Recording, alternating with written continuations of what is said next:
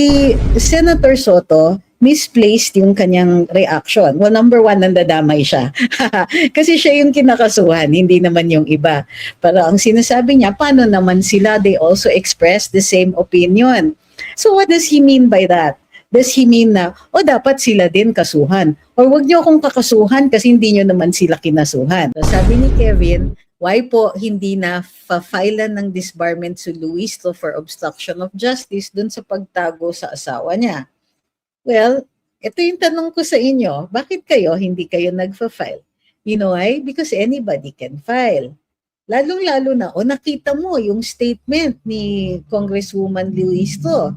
At para sa inyo, ang tingin nyo ay hindi dapat ganito ang abogado at lumalabag siya sa Code of Professional Responsibility. I-cite in contempt si Senator Tito Soto, Senate President Tito Soto. Di ba pinag-usapan natin ito dati at ang sabi natin, hindi basta-basta mapapaghain ng ganyang klaseng reklamo maliban lang kung kayo po ay bahagi na or party doon sa kaso, or in this case, sino ba ang representante? Hindi naman si VP Inday ang nire-represent nila. But this is novel for me at least, no, na mayroong grupo na nag-file ng reklamo for indirect contempt. Now, ang tingin ko dito is they are trying to protect the court, and tama naman dun sa mga remarks ng ating Senate President. So as we know, galit or nagdamdam si Senator Soto. So, nagdamdam siya doon sa desisyon ng Korte Suprema sa motion for reconsideration na inihain naman ng House of Representatives tungo doon sa impeachment complaint against VP Inday. So, medyo nagdamdam siya, so nakakailang mga public statements siya, tinawag niya yung desisyon na judicial overreach, sinabi niya na judicial legislation ang mga ito, at sinabi niya naging impossible dream na tuloy ang mag-file ng reklamo ng impeachment. So and other similar remarks. Masyadong mag-glare yung ating ilaw. Ayan. Reflect kasi sa sa glasses. So yun. So yung manner ng pagkakasabi, at least ayon dun sa mga nagfa-file ng petition, yung manner ng pagkakasabi ay nagdudulot ng either kahihiyan o nagdudulot ng yung kumbaga may masamang intensyon dito sa sa hukuman. So, ang sabi ng mga petitioners, yung mga remarks na ito ay hindi na po covered ng free speech. Hindi na po ito, kumbaga, this constitutes improper conduct. So, at ang nagiging resulta nito ay yung pagkakawala o naapektuhan yung ating tiwala sa hukuman at sa judiciary at nakakapagpigil sa administrasyon o nakakasagabal sa administrasyon ng hustisya. So, ngayon naglabas ng statement si Senator Tito Soto at sinabi niya na hintayin muna daw niya yung kopya ng reklamo bago siya magkomento. Gayun pa man, mayroon siyang sinabi at ang kanyang dagdag ay paano naman daw yung mga legal luminaries niya, yung mga nag-a-agree sa kanyang opinion. Ang statement niya, I will wait for the Supreme Court copy before I answer, if ever. But what about those who are aligned with my opinion, such as, nagbanggit pa talaga ng pangalan, retired Supreme Court Justice Adolph Ascuna, Father Ranhilio Aquino, UP College of Law Associate Dean Paulo Yamese, Attorney Wilfredo Garrido, Law Dean Mel Santamaria, Manolo Quezon III, and others who pointed out the factual errors of the decision and the possibility of judicial legislation. Okay. In this case, okay, I think na, ito, opinion ko na ha, si Senator Soto, misplaced yung kanyang reaction. Well, number one, nandadamay siya. Kasi siya yung kinakasuhan, hindi naman yung iba. Pero ang sinasabi niya, paano naman sila? They also express the same opinion. So what does he mean by that? Does he mean na, dapat sila din kasuhan? Or wag niyo akong kakasuhan kasi hindi niyo naman sila kinasuhan. Either way, it doesn't look well. It doesn't look good for him. Pangalawa, anong sinasabi niya? Well, parang ang lumalabas doon sa kanyang statement is that yung contemptuous behavior is expressing his opinion. Mali po yun. Walang problema with expressing somebody's opinion, his own opinion. Walang problema dyan. Mayroon tayong karapatan magsalita at magpahayag. Covered yan ng ating Bill of Rights at pinoprotektahan kahit ng Korte Suprema itself. At hindi nagpaparusa ang hukuman sa paggamit ng malayang pagsasalita kahit salungat ito sa kanilang opinion. In fact, ini-encourage ang mga diskusyon tungkol sa mga desisyon ng Korte Suprema. Nagpapalaganap kasi ito ng impormasyon at awareness, hindi lang dun sa mismong desisyon, kundi sa kung ano ang ginagawa ng hukuman at ang role nito sa ating demokrasya.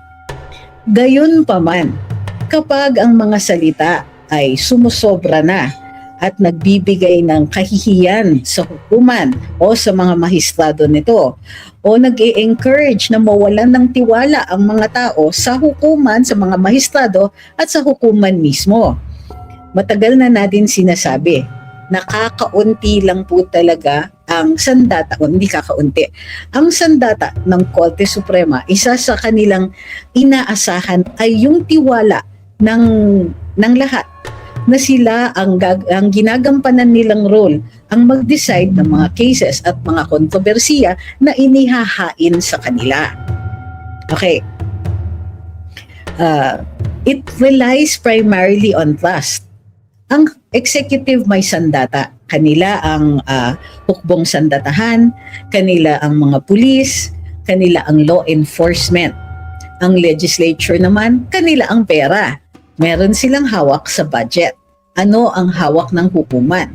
To decide cases and controversies na inihahain sa kanila. Hindi nga maaari na ang hukuman ay magsalita kung hindi naka-embody sa loob ng isang desisyon. Hindi maaaring maging proactive kung baga ang hukuman at magsalita kung walang kaso na dinidecide. Ngayon, maaari naman magbigay ng mga speeches ang mga mahistrado katulad ng ginagawa halimbawa ni Senior Associate Justice Marvic Leonen. Sa ilang mga talumpati niya, inililiwanag niya yung desisyon or nagkukomento siya tungkol doon sa naging desisyon. So, maaari po yun.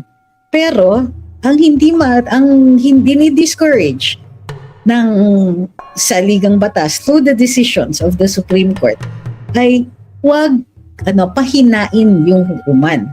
Huwag silang ilagay sa alanganin. Huwag silang pahiyain.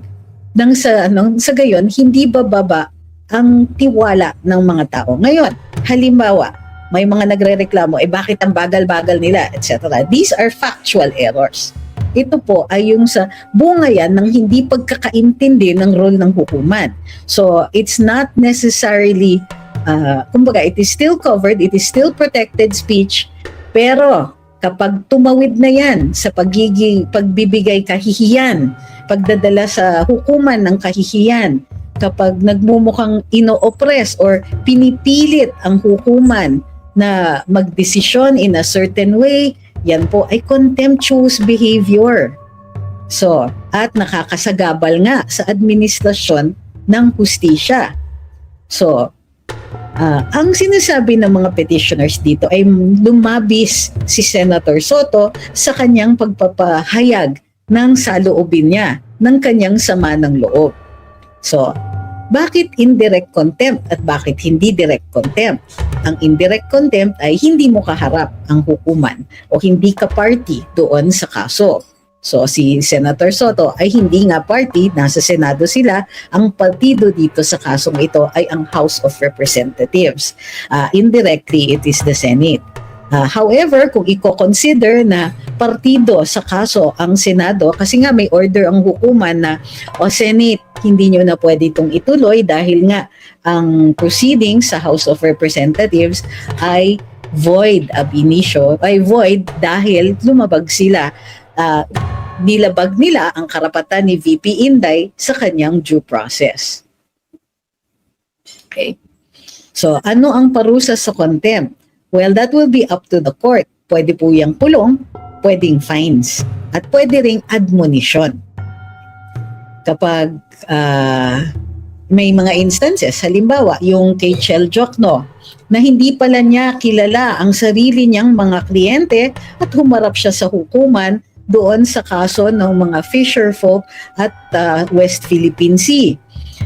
Sabi na ang ginawa ng hukuman ay inadmonish lang si Attorney Chel Jokno sa kanyang ginawa. Merong ibang nagtatampo kasi kung ibang abogado yan at hindi kasing kilala ni Attorney Chel, baka mas matindi daw ang parusa. To be fair, si Attorney Chel Jokno naman bago pumasok sa politika ay respetado at kilalang abogado. Marami siyang contributions sa mga free legal aid. So, yun po, it will be up to the court to determine the penalty. Pero hindi po kagad mapipinalize yan. Katulad nga ng sinabi ng hukuman sa kaso ng Duterte versus House of Representatives, kailangan may due process. So pakikinggan muna, kailangan mag-file ng sagot or posibleng mag-issue ang hukuman ng show cause. Senate President Tito Sotto, show cause why you should not be cited in contempt for doing this. Okay. Or pwede rin sabihin ng court na, okay, nakita namin yung petition ninyo, Attorney Topacio, Attorney Respicio, etc. Senator Sotto, you will have your day in court. Sagutin mo ito. Ano ang panig ninyo dito?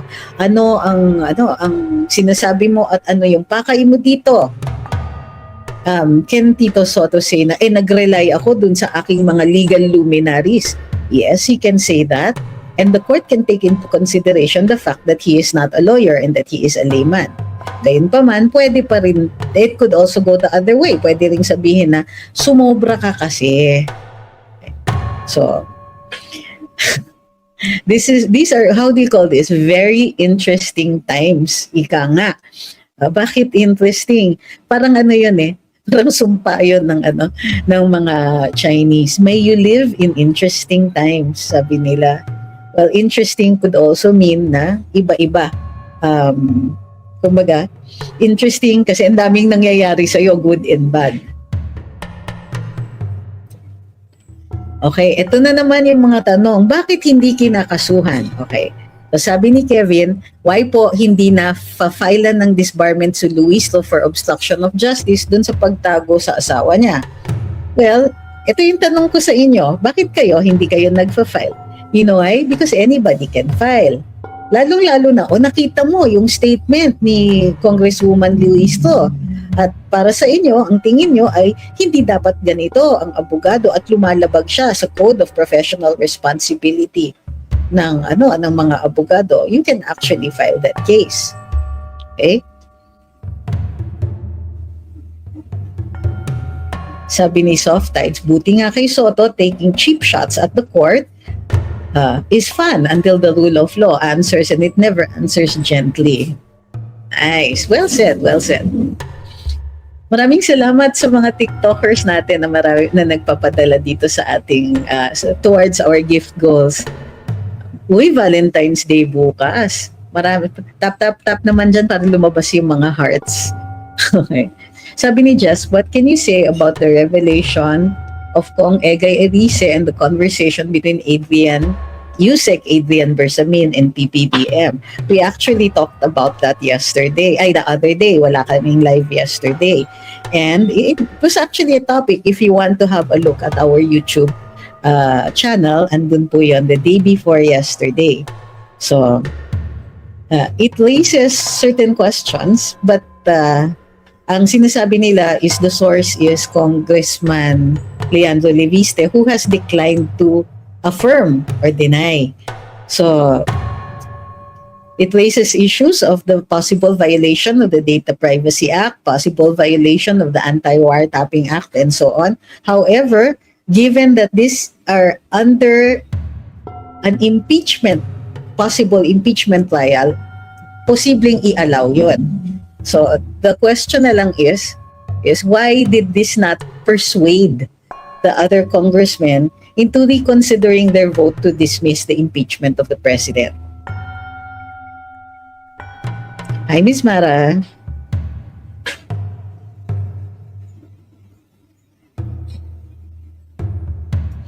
Sabi ni Ma'am Zenaida, it's very controversial, the politics in our country, pero halatang-halata ang pagtatakip on the real culprit in both houses, such as the House of Crocs and Senate, led by Tito Soto and Lacson. Ayong gabi, Tatay 888, sabi niya, did SP Soto's luminaries directly address the Supreme Court like he did, or they just have personal opinions? I think that they were talking among themselves. Or I don't know if they posted, pero ganito yun. It's all right to have a contrary opinion. And considering people like former Supreme Court Justice Adolph Ascuna is included in that list of luminaries, I sincerely doubt that the manner in which former Justice Ascuna manifested his opinions presented his opinions were in the same manner as Senate President Tito Soto.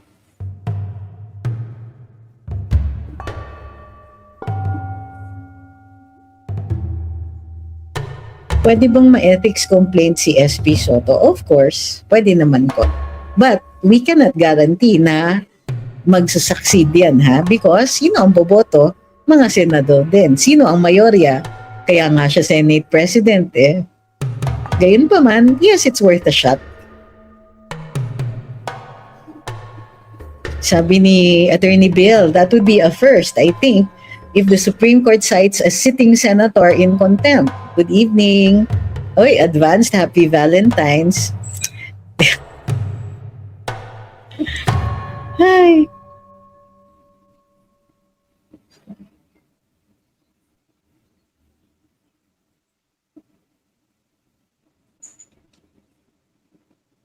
Good evening kay Miss Anna. You see the comments dito sa TikTok. Sabi ni, hey, thank you very much kay Ma'am Isabel, kay Miss Malu, kay Kapitan, kay Joe. Thank you for the gifts. Hi kay Miss Christine, kay I am Christine, magandang gabi po. Hi kay Tatay Strauss, magandang gabi. Thank you kay Dan. Sino pa ba? Hi kay George. Hi kay Miss Pam uli. Thank you very much. Dun sa hindi ko yung pangalan because they're in those Chinese characters. Thank you kay Gregory Ramos din pala. Okay, wala masyadong komento sa TikTok ha. Good evening kay June. Sabi ni Kevin, ask ko lang din what is going to happen after Lacson sends out his report. Tapos na po ba ang investigation? Well, yeah. Once the report is, it will be reported out. Tapos, babasahin pa rin yan sa plenaryo. At dun sa plenaryo yung magkakaroon ng botohan. Uli. Kung tatanggapin ng plenaryo yon. Hi, Miss Margaret. Sabi niya, Assalamualaikum. Magandang gabi din po.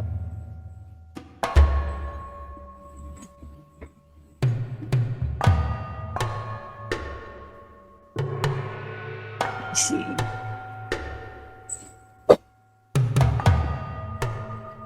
So, I don't know if how the court is going to rule on this. Wala tayong bolang kristal, but we know that it will be important to the understanding of what constitutes contemptuous behavior if they take it into, kumbaga, i-discuss nila yon to give it sana due course.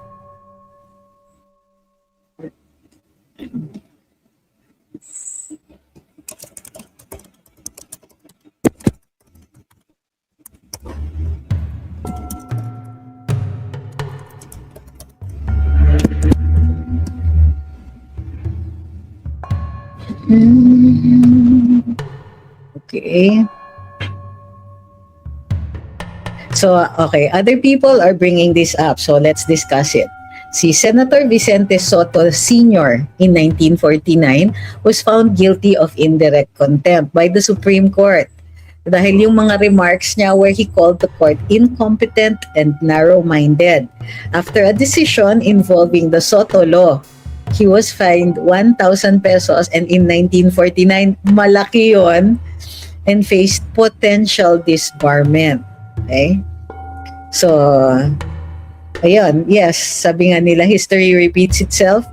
First as tragedy and second as farce.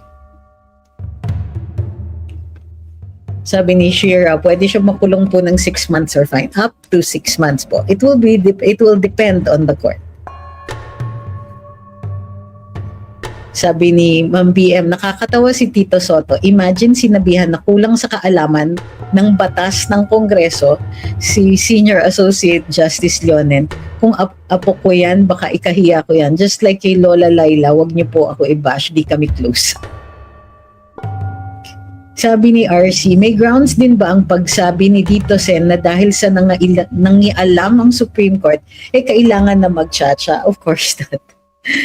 Gusto lang nila, saka yung pagsabi niya na 10 years para palitan yung mga hukom. That one is the dangerous part also. Yung sabihin niya na kailangan matanggal muna lahat ng mga nandyan for them to have a hope of any kind of impeachment. So, parang may personal na siya pagka ganon. Kasi ang sinasabi niya, itong mga justices na ito kasi, pinipersonal niya sila. Imbis na sabihin na, imbis na i-attack niya yung decision, tao yung ina-attack niya. Yung sinasabi na, kung hindi nakialam ang Supreme Court, kailangan ng chacha. Of course not. Ganito po yun. The Constitution lays out the principles and many of the doctrines. If Congress feels that it needs to be specified. For example, ano ba? Ano ba yung mga examples? For example, ang nakalagay doon sa saligang batas, foreigners cannot own property. Pero gumawa ng batas doon sa dual citizenship law na sinasabing former Filipino citizens pwede, by right of succession pwede, and so on. So, hindi nga, they may be foreigners but they are former Filipino citizens and they're obtaining the property through succession, meaning minana nila, pwede yun. So, you can state the specifics of how to execute that law. So, bakit kailangan chacha ka agad? So again, it also displays Senator Tito Soto's imprecise appreciation of what Congress can do. Pwede naman halimbawa, ito ang impeachment. Sabi ng hukuman, kailangan ng due process dyan. Pwede silang sinabi ng hukuman, ito yung paraan para may due process. Di magpasa sila ng batas para ma-safeguard ang due process. Pero that would still allow them to be able to, para hindi siya maging impossible dream. So again, Congress makes laws, and therefore, if they disagree with a certain way that the Supreme Court is interpreting the Constitution, they can create a law in accordance with that decision that can still address the needs of Congress for an expeditious impeachment proceeding. So, hindi naman imposible ang mga ganyan. And again, this would have been the less controversial move. Instead, humataw si Senator Soto na constitutional amendment or charter change. Now, you have to question, kung pwede naman silang gumawa ng batas, katulad ng parati kong sinasabi, pagdating dito sa party list, we can change the law. Kasi kung sasabihin ninyo tanggalin ng party list, you're asking for the improbable right now because it's in the Constitution. But you can change things. Maghihikayat tayo ng pagbabago sa batas because that is doable. Okay? So, but instead of proposing a law, instead of, House of Representatives and Senate, pag-aralan natin. Maybe we can finally codify certain proceedings in impeachment. Pwede rin silang gumawa ng rules na na susunod naman sila sa Korte Suprema but they can still make it so that it is expeditious. Basta hindi lalabag sa saligang batas. Pero bakit chacha kaagad ang sinabi ni Senator Soto? Ang tingin ko, and this is my opinion, ay nananamantala siya. Gusto naman nila talaga ng charter change ever since. Gusto nila na palakasin pa o dagdagan ang kanilang mga powers. So parating mayat-maya, charter change. Para sa akin, simple lang yan. Napipigilan sila ng saligang batas for certain things that they are not allowed to do right now. Pero ngit-ngit na gustong gawin. Halimbawa, yung People's Initiative ni Congressman Martin Romualdez. It would have allowed the House of Representatives na kahit sila lang, without the concurrence of the Senate, mag-propose ng changes to the Constitution. O, di ba? So, merong self-interest doon. Nakikita halatang halata. So, every time na may nagpo-propose ng charter change, pero it seems to come out of nowhere at saka hindi tinitake into consideration the lawmaking powers of Congress to address certain issues of public interest, then kailangan magduda tayo sa kanilang intensyon.